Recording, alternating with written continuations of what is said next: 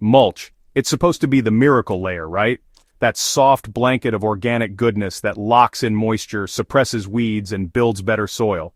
But here's the catch. If you're using mulch the wrong way, you could actually be suffocating your plants, inviting disease, or even killing your soil biology. That's not just theory, it's what we've seen over and over again in struggling raised beds and underperforming gardens. Before you spread another wheelbarrow of wood chips or straw, stick around. This guide will help you fix the most common mulching mistakes and finally turn that protective layer into the soil-boosting powerhouse it's meant to be. One of the most common mulching mistakes is simply piling it on too thick. It's easy to think more mulch equals more benefits, but in reality, a suffocating mulch layer can do more harm than good. When mulch is too deep, it creates a dense, soggy mat that traps moisture against the soil surface while preventing oxygen from reaching plant roots. Over time, this can cause roots to rot and beneficial microbes to die off due to lack of air. Instead of layering mulch like you're insulating an attic, think of it as a breathable shield. About 2 to 4 inches is usually enough for most gardens. That's thick enough to suppress weeds and retain moisture, but thin enough to allow airflow and gentle water penetration. Always keep the texture in mind. Finer mulches like compost or shredded leaves break down faster and may require less depth than coarse wood chips.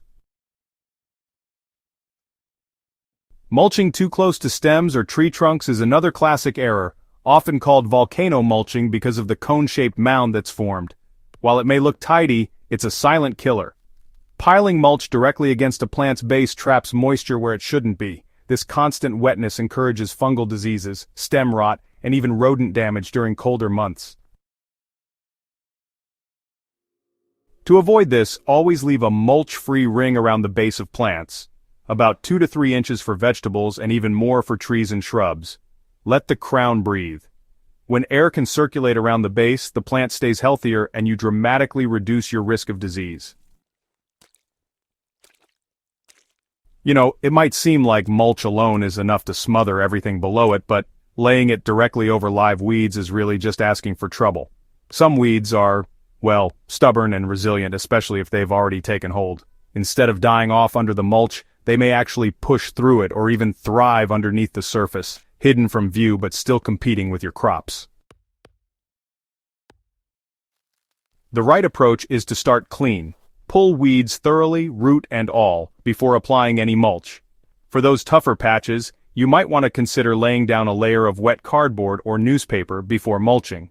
This smothers weed seeds while feeding soil microbes as it decomposes. With a clean slate beneath, your mulch can work the way it's supposed to, suppressing new growth instead of just hiding the old.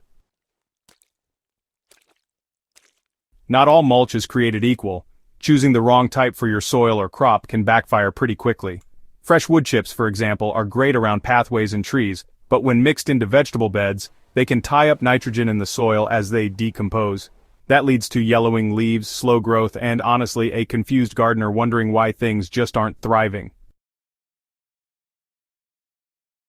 Understanding what your soil and plants need is essential. Straw or shredded leaves are fantastic for annual vegetable gardens because they break down quickly and feed the soil. Pine needles work well for acid-loving crops like blueberries. Grass clippings can be used in thin layers to avoid matting and are nitrogen-rich when dry, and compost, though not technically a mulch, serves double duty by feeding and protecting the soil simultaneously. Mulch is not a one-and-done affair. It breaks down over time, especially organic mulches like straw, leaves, and compost. And when it thins out, its effectiveness drops. A layer that once held moisture and kept weeds at bay can turn into scattered scraps that leave the soil exposed and vulnerable. Hey, make it a seasonal habit to check your mulch levels.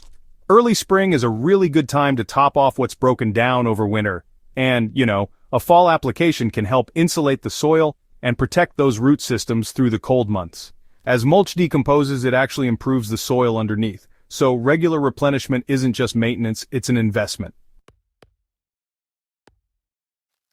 Another overlooked mistake is letting mulch become a barrier to water.